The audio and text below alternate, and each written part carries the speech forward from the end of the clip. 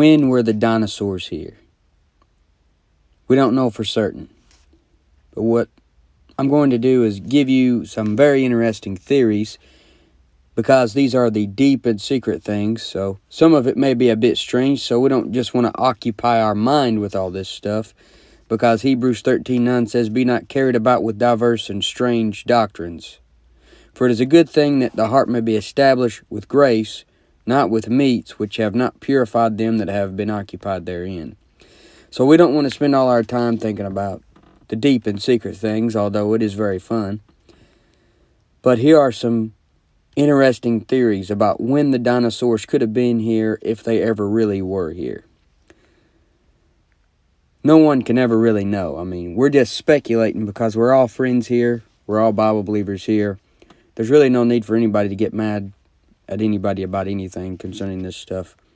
But the first theory, and this is the one I go with, is that they were here during the days of Noah. Now, what you have to remember is during the days of Noah that men were living long periods of time, and if you don't know that, I'll give you some examples. Genesis chapter 5 is the best way to show somebody how long these guys were actually living way back in Genesis. Genesis 5:5, "And all the days that Adam lived were 930 years, and he died."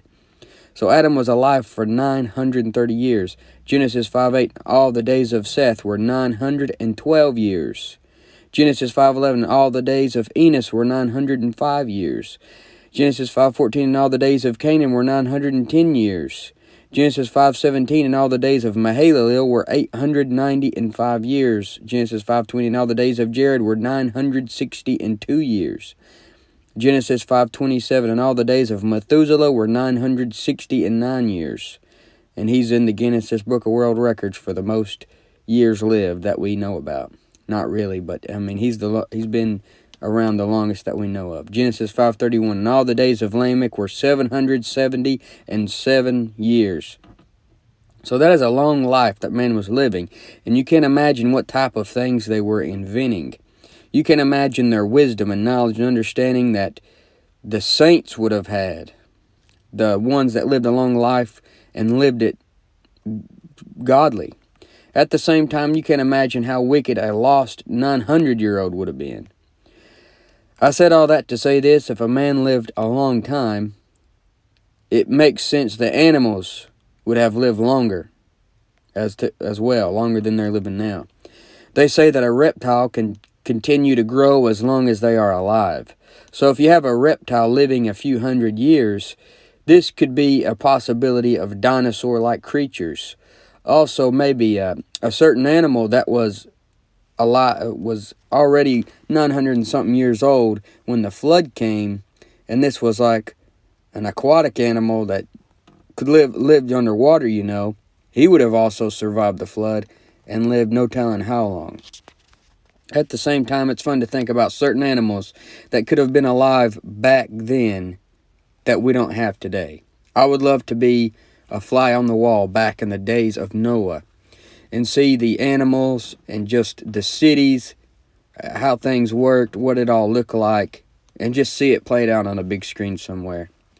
I would pay big money to see that. The things Noah and those men would have seen would be incredible to us, but it was the normal for them. To us, it's the deep and secret things. To them, it was just every day, like breathing, what they saw.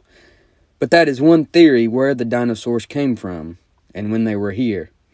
Now, theory number 2, and I'll have to explain some more stuff to you to go along with this, but the theory number 2 is that they were here during the gap. Now, the gap is something that a lot of people will consider to be a theory itself, which that's fine too if somebody doesn't believe in the gap. And I personally don't believe that the dinosaurs were here during the gap. I believe they were here during the days of Noah. But the gap is something that a lot of people will consider to be a theory. So I'm not pushing that on you or nothing. However, it's a possibility that the dinosaurs are here during that gap between Genesis 1:1 and 1:2. I'm going to show you the gap. Genesis 1:1 and 2. In the beginning, God created the heaven and the earth. Gap. And the earth was without form and void, and darkness was upon the face of the deep, and the Spirit of God moved upon the face of the waters. So in the beginning, God created the heaven and the earth. something happened in between the first two verses, and the earth was without form and void. A catastrophe happened here. An act of destruction from God himself. And then the earth was without form and void. He recreates everything in 6 literal days. That's what they call the gap theory. Pretty much what you have in this gap is the time when the devil was Lucifer, the anointed cherub, and the Lord had given him dominion over the earth. The reptile class of cherubim is the only class missing from the cherubim. The devil could have represented the reptile class when he was the anointed cherub, since he is called a serpent and a dragon. This could also be why there could have been dinosaur-like creatures during that time, which would have been washed out in that universal flood back between the first 2 verses of the Bible. Not Noah's flood, it's a different flood. I mean, this is complete speculation that the dinosaurs were here. I'm just giving you a theory that some people believe. Like I said, I tend to believe that if there were dinosaurs, that they were here during the days of Noah. I do believe in the gap. But I don't believe it has anything to do with evolution or a pre-human race. And the earth still doesn't have to be millions of years old. I actually still believe in a young earth. I just believe the gap explains the time period that the devil was Lucifer on a throne and he had dominion. I simply am believing that the devil sinned before Adam through his pride. He wasn't content with being the second highest authority. He didn't want to be under God. He wanted to be an authority above God. He falls, and then Adam makes man and gives Adam dominion in Genesis 1:26. A lot of people will have Satan and Adam sinning for the first time at the same event. But this won't work because Satan has dominion before he sins. And Isaiah 14 shows us that he had a throne. Genesis 1:26 shows us that Adam at one time had dominion. So Satan had to lose the throne before Adam can take it. You see what I mean? They don't have it at the same time. And that's why the devil doesn't like Adam and Eve to begin with. Satan had to sin before Adam. And many people who don't believe in the gap will run you to Romans 5:12, where it says, "Wherefore, as by one man sin entered into the world, and death by sin, and so death passed upon all men, for that all have sinned." So they teach that Adam had to be the first one to sin, and that Lucifer having a throne in the gap is an impossibility, since sin came in the world through Adam. Now, sin did come in the world through Adam, because the seed comes from the man. This doesn't mean that Adam was the first person to sin. And the Bible shows us that Adam was not the first person to sin. So you can't use Romans 5:12 to disprove the gap. And I'm going to show you that Adam was not the first person to sin. In 1 Timothy 2:14 it says, "And Adam was not deceived, but the woman being deceived was in the transgression." Eve actually sinned before Adam. She went against the word of God first and ate from the tree first. Adam wasn't even deceived. He sinned against God knowing full well what he was doing because he loved his wife more than he loved God. Also remember that the devil even sinned before Eve in this instance as well. And he's the one that got her to question what God had already told her. So Romans 5:12 definitely doesn't disprove the gap. The devil had already fallen before he even approached Eve. He sinned way before that. The scripture proof that points towards the gap could go on and on. I've done studies on it before. Non-gappers will many times slander people who believe in a gap by saying we're trying to give credit to science, falsely so-called. We're trying to shove all the questions about science that we can't answer in between the first 2 verses of the Bible. That's not what I'm doing at all. This slander completely misrepresents the teaching that they put on us. Because we're not teaching evolution. We don't believe God used evolution at all. They say we're trying to find a place to stick millions of years and that we're using the gap to do so, but that's untrue because I still believe in a young earth. I don't believe the earth is millions of years old. I don't know how old it is. I'm just saying I don't. They say we are trying to make humans before Adam. That's untrue because I've never believed, nor do I know any other Bible believer who believes that there were humans before Adam. We believe Adam was the first human, and that man has been around 6,000 years, and the earth most likely isn't that much older than that. So to pretend that the gap is a damnable heresy, as many people want to believe that it is, would make a lot of great men heretics, because men such as Sightler, C.I. Scofield, Peter Ruckman, James Knox, and Clarence Larkin, some of the greatest defenders of the deity of Christ, some of the greatest defenders of salvation by grace through faith without works in the King James Bible, they all believed in the gap. So it's not like you're, not in good company if you believe in a gap. That's some pretty good company.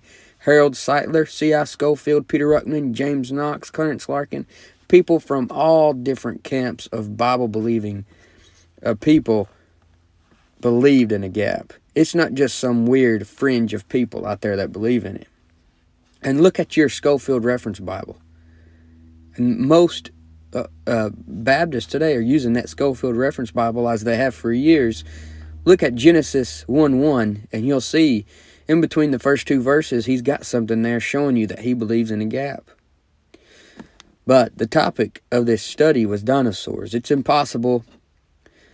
It's impossible to know if they were really here. It's impossible for me to know when they were actually here. I'm just giving you some possibilities. I believe it was in the days of Noah. It is possible they were around back then during the gap.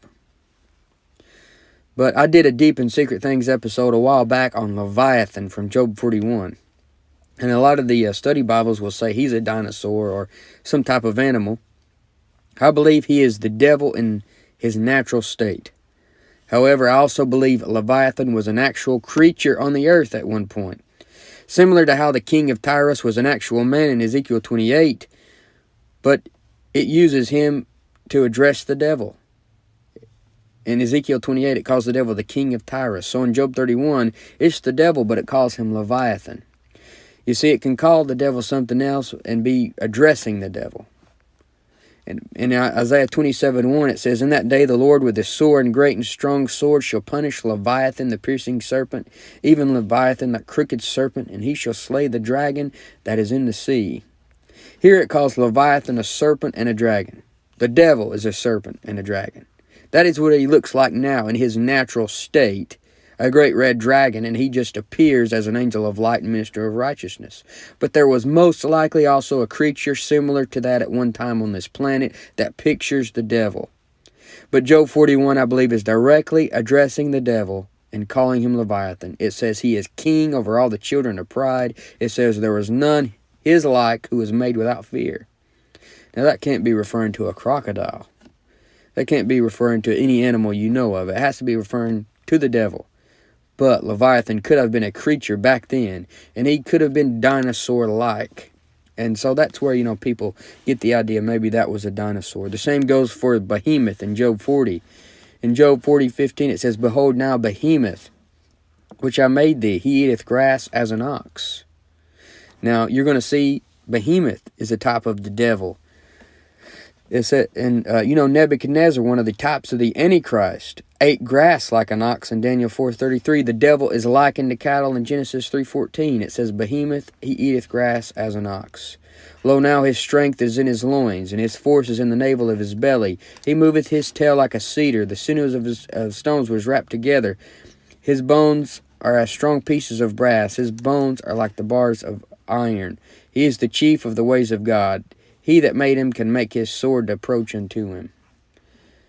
Notice it says, he that made him can make his sword to approach unto him. God is the one who made him, and only his sword can take him out, specifically a sharp two-edged sword at the second coming. Behemoth, a picture of the Antichrist, the devil incarnate. Notice it calls him the chief of the ways of God. In Job 40 and verse 19, this is something more than just an animal. The same way Leviathan is king over all the children of pride. So Behemoth represents something spiritual, as Leviathan represents something spiritual. For everything you see, it represents something that you cannot see. Behemoth, spiritually speaking, would be spiritual wickedness in high places, a ruler of the darkness of this world. See Ephesians 6. Job 40 and verse 20, "Surely the mountains bring him forth food where all the beasts of the field play." Most likely, there was a creature that was like Behemoth. As you can see, he has characteristics like an animal. However, looking at it another way, the mountain bringeth forth food. Kind of reminds us of men who were eating on the mountains, on the tops of the mountains. They were where they were committing idolatry up there at the same time. In Ezekiel 18:15 it says, that hath not eaten upon the mountains, neither hath lifted up his eyes to the idols of the house of Israel, hath not defiled his neighbor's wife. So it says, that hath not eaten upon the mountains, neither hath lifted up his eyes to the idols of the house of Israel. In Job 40 and verse 20 it says, surely the mountains bring him forth food, where all the beasts of the field play. Could be referring to some type of idol worship, as Ezekiel 18:15 is talking about, connecting Behemoth with spiritual wickedness in high places, because that's where they went to the high place to worship their false gods. And then it says in Job 40:21, he lieth under the shady trees, in the covert of the reed and fens. The shady trees cover him with their shadow. The willows of the brook compass him about. Notice the shady trees and their shadow, also associated with idolatry, connecting Behemoth with spiritual wickedness going on. Hosea 4:13, they sacrifice upon the tops of the mountains.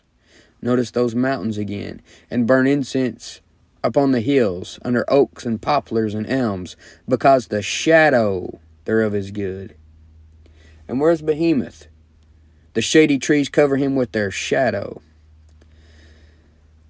Now Job 40:23, behold, he drinketh up a river and hasteth not. He trusteth that he can draw up Jordan into his mouth. And you remember what the devil does in Revelation 12:15, and the serpent cast out of his mouth water as a flood after the woman, that he might cause her to be carried away of the flood. Notice the constant connections between Behemoth, the devil, the Antichrist. Job 40:24, he taketh it with his eyes, his nose pierceth through snares. You ever see those magicians? They will sometimes squint their eyes and move an object. It says he taketh it with his eyes. Behemoth taketh it with his eyes. Also, he is a seducer, just like the wicked woman in Proverbs. The devil's a seducer who takes things with his eyes. And the woman that's a seducer, she takes things with her eyelids. In Proverbs 6:25, lust not after her beauty in thine heart, neither let her take thee with her eyelids.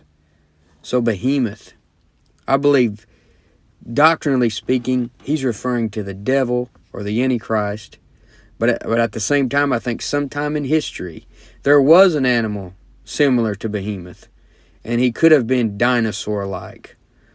And Leviathan was some type of creature sometime in history, but he's also the devil.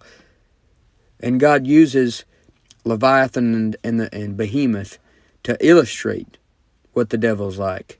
Just like he talking about some people, he calls them a fox. He calls them a brute beast. You know, he'll use a wolf to describe a false prophet, a wolf in sheep's clothing. He'll use a vicious animal, intimidating animal, to describe these wicked spiritual wickedness in high places. Because for everything that you can see, it represents something that you cannot see.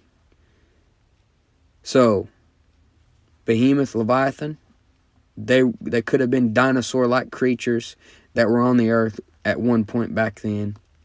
I personally believe the dinosaurs were around in the days of Noah, and they grew so big because reptiles continue to grow as long as they're alive, and if they live 900 to 1,000 years, they're going to be some pretty big animals. So, that's my theory on it. This has been the deep and secret things. I hope it helps some people. This was also answering some question and answer emails at the same time, but it got into some strange stuff, so I thought this should go with the deep and secret things, so I made it into a deep and secret things episode.